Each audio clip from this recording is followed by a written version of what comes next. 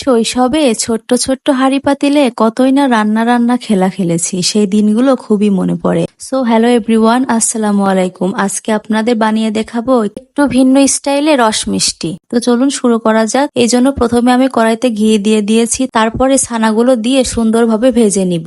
ছানাগুলো একটু ভাজা ভাজা হয়ে গেলে এরপরে এর মধ্যে দিয়ে দিব পরিমাণ মতো চিনি। চিনিগুলো দিয়ে আবারও সুন্দরভাবে নেড়েচেড়ে ভেজে নেব, যেন একটু আঠালো আঠালো ভাব আসে। তারপরে কিছুটা গুঁড়া দুধ দিয়ে দিব, তারপর আবারও সুন্দর করে ভেজে নিব। ছোট্ট ছোট্ট হাঁড়ি পাতিলে রান্না করতে আসলে সেই শৈশবের কথা মনে পড়ে যায়। ছোটবেলায় কত মিথ্যা মিথ্যা রান্না খেলা খেলেছি। যাই হোক, এদিকে আমি বেশ খানিকটা দুধ একটা পাতিলে জাল করে নিচ্ছি, আর অন্যদিকে যে ছানাটা ভেজে রেখেছিলাম সেটা একটা বাটিতে ঢেলে নিব। অর্ধেকটা আমি সরিয়ে রেখেছি, সেটা একটু কালারফুল করব বলে, আর অর্ধেকটা সুন্দরভাবে মেখে নিব। মাখানো হয়ে গেলে এবার ছোট্ট ছোট্ট মিষ্টির আকৃতি নিয়ে বানিয়ে নিব।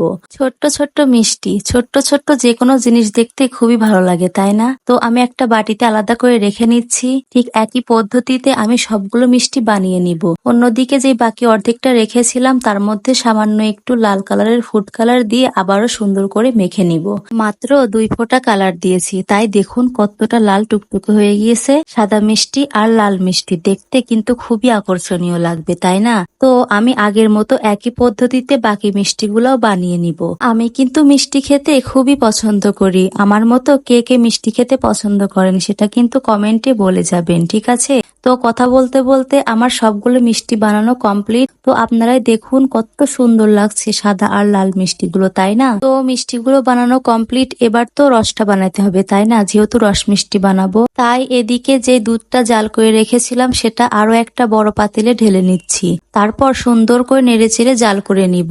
এরপর একটা ছোট্ট সাইজের তেজপাতা দিয়ে দিয়েছি, তারপরে সামান্য একটু লবণ স্বাদ মতো, তারপর দিয়ে দিব পরিমাণ মতো চিনি। যে যেমন মিষ্টি খান সে সেরকম চিনি ব্যবহার করতে পারেন। তো সুন্দরভাবে জাল করে নিচ্ছি। এবার সামান্য একটু গুঁড়ো দুধ দিয়ে তারপর আবারও জাল করে নিব। যখন অনেকটা ঘন হয়ে আসবে তখন এটা জাল করা বন্ধ করে দিব। তো আপনারা নিজেই দেখুন রসটা কত পারফেক্ট হয়েছে। এবার এই মিষ্টির মধ্যে রসটা সুন্দরভাবে ঢেলে নিব। প্রত্যেকটা মিষ্টির উপরে একটু একটু করে রস দিয়ে সুন্দরভাবে ঢেলে দিব। এতে প্রত্যেকটা মিষ্টি কিন্তু রসের টুইটুম্বার হবে।